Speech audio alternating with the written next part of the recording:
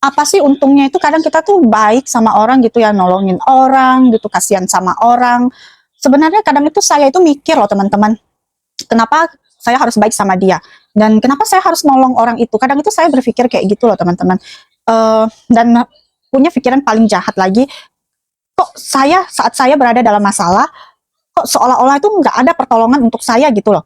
Tapi sebenarnya di balik kita itu berbuat baik, gimana ya? Saya akhirnya mengikhlaskan diri saya itu berbuat baik walaupun saya itu nggak mendapatkan imbalan, nggak mendapatkan balasan tuh secara langsung. Jadi gini maksudnya teman-teman.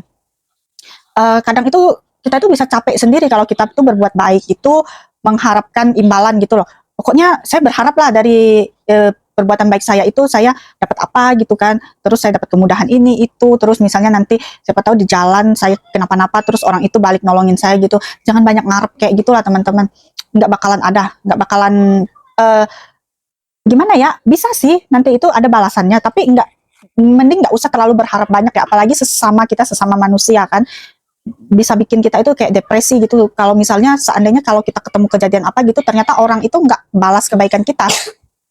Dan sekarang saya mulai mengikhlaskan diri saya berbuat baik sama orang itu gini. Uh, saya berharap nggak ada penyesalan dalam diri saya kalau saya itu udah berbuat baik sama orang itu. Contohnya gini ya, misalnya kita kan nggak tahu umur seseorang kan, umur kita juga kita nggak tahu. Misalnya Tuhan itu kayak mentakdirkan kita itu untuk menolong orang itu dan cuman ada kita yang bisa nolong orang itu saat itu gitu kan. Nah, seandainya kalau kita nggak nolong dia, seandainya ternyata umur dia sampai di situ, atau umur kita seandainya mungkin nanti malam kita udah nggak bangun lagi, atau besok pagi kita udah nggak bangun lagi, atau pokoknya kita nggak tahu umur kita kan.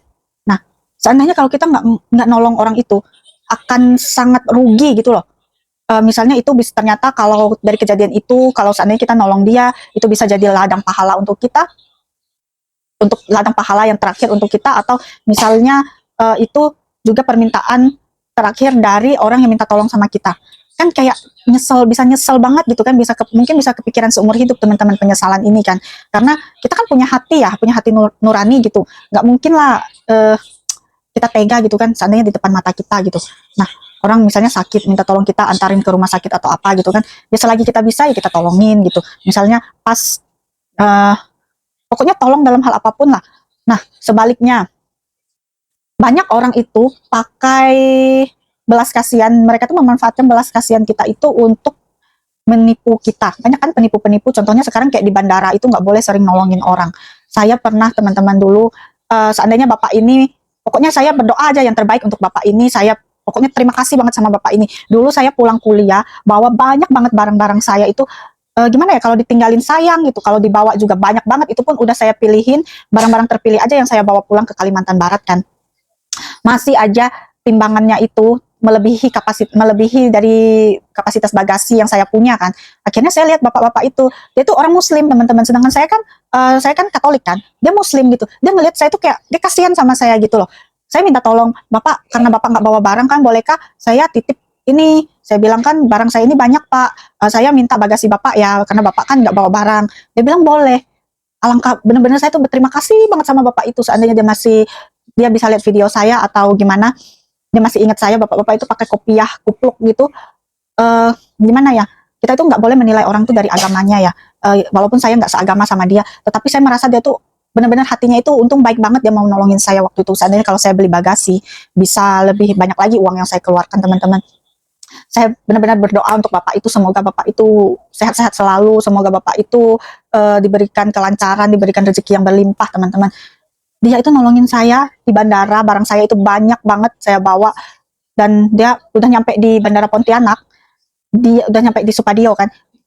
Kan barang saya kan takut kan kalau seandainya barang saya itu nggak nyampe gitu loh. Nggak ada kan, jadi bapak itu juga berbaik hati nungguin saya, padahal dia tuh nggak bawa barang, dia cuma bawa tas ransel, tas jinjing sama tas jinjing atau tas ransel ya, pokoknya dia cuma bawa satu tas aja waktu itu. Dan dia tuh baik banget, dia nungguin saya ngambil barang saya di bagasi, ngambil barang saya, pokoknya ngambil barang yang di bagasi itu kan, nungguin sampai saya itu dapat semua barang saya. Bayangkan teman-teman, waktu dia terbuang, dia udah berbuat baik, tapi saya juga masih membuang-buang waktu dia kan. Aduh, benar-benar saya berterima kasih banget sama bapak itu. Dan dari bapak itu tuh kayak kita tuh bisa belajar gitu loh.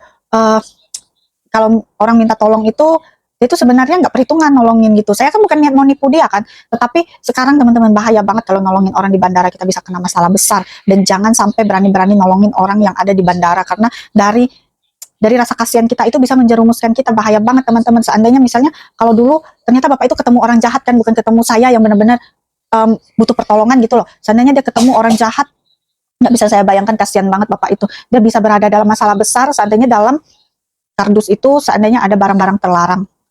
Coba kan, bahaya banget kan sebenarnya nolongin orang. Tetapi bapak itu untung saya ketemu orang kayak gitu gitu loh, orang baik, dan untung dia juga gimana ya, jadi ladang pahalanya dia kan nolongin saya. Saya berterima kasih banget.